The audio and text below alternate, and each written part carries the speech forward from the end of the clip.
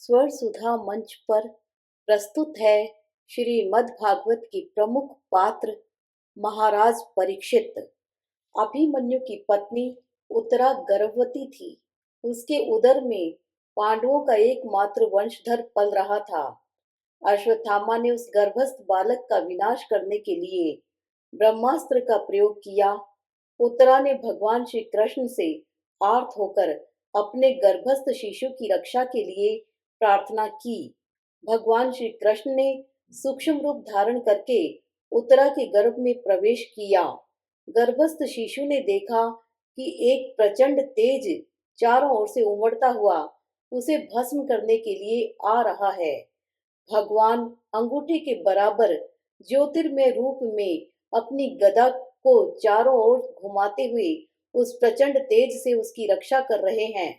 इस प्रकार 10 महीने तक लगातार भगवान उसकी रक्षा करते रहे। जन्म के समय ब्रह्मास्त्र के प्रभाव से बालक मृत सा उत्पन्न हुआ। उसी समय भगवान श्री कृष्ण ने प्रसूति गृह में आकर बालक को जीवित कर दिया।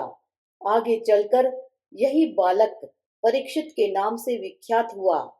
पांडवों के महाप्रयाण के बाद भगवान के परम भक्त महाराज परीक्षित श्रेष्ठ ब्राह्मणों की शिक्षा के अनुसार पृथ्वी का शासन करने लगे। उन्होंने उत्तर की पुत्री इरावती से विवाह किया। उससे उन्हें जन्मेजय आदि 4 पुत्र उत्पन्न हुए।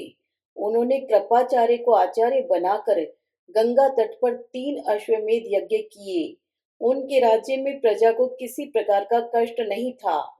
एक दिन महाराज परीक्षित ने एक सांड देखा जिसके 3 पैर टूट गए थे, केवल एक पैर शेष था। उसके पास ही एक गाय आंसू बहाती हुई उदास खड़ी थी। एक काले रंग का शूद्र राजाओं की भांति मुकुट धारण किए हाथ में डंडा लेकर उस गाय और बैल को पीट रहा था। जब महाराज परीक्षित को यह ज्ञात हुआ कि गाय पृथ्वी देवी है और बैल साक्षात धर्म है तथा उन्हें पीटने वाला शूद्र रूप में कलयुग है, तब उन्होंने उसे मारने के लिए अपने म्यान से तत्काल तलवार खींच ली। शूद्र रूपी कलिकाल अपना मुकुट उतारकर महाराज परीक्षित के चरणों में गिर पड़ा। महाराज ने उसे क्षमा करते हुए अपने राज्य की सीमा से बाहर चले जाने के लिए कहा।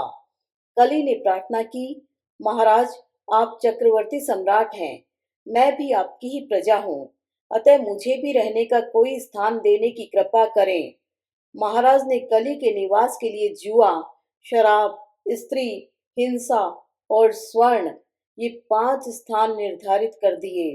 एक दिन महाराज परीक्षित आखेट करते हुए वन में भटक गए। भूख और प्यास से व्याकुल होकर वे एक ऋषि के आश्रम में पहुंचे। समाधिस्थ ऋषि से उन्होंने जल मांगा। ऋषि को राजा की उपस्थिति का ज्ञान नहीं हुआ। राजा ने समझा ऋषि जानबूझकर मेरा अपमान कर रहे हैं। उन्होंने कलयुग से प्रभावित होने के कारण ऋषि के गले में एक मरा हुआ सर्प डाल दिया और अपनी राजधानी लौट आए। ऋषि पुत्र को जब राजा के इस दुष्कर्म का ज्ञान हुआ तब उसने 7वें दिन तक्षक के काटने से राजा की मृत्यु होने का शाप दे दिया। घर पहुंचने पर महाराज परीक्षित को ऋषि कुमार के शाप की बात ज्ञात हुई। ये अपने पुत्र जन्मेजय को राज्य देकर गंगा तट पर पहुंचे और आगामी 7 दिनों तक निर्जल व्रत का निश्चय किया। वहां पर वामदेव आदि बहुत से ऋषि आए। उसी समय घूमते हुए श्री शुकदेव जी भी वहां आ गए। परीक्षित ने उनका विधिवत पूजन किया और उनसे अपनी मुक्ति का उपाय पूछा। शुकदेव जी ने उन्हें 7 दिनों तक श्रीमद्भागवत की पावन कथा का श्रवण कराया। श्रीमद्भागवत श्रवण से परीक्षित का मन पूर्ण रूप से भगवान में लग गया और 7वें दिन तक्षक के काटने के बाद भी उनकी मुक्ति हो गई।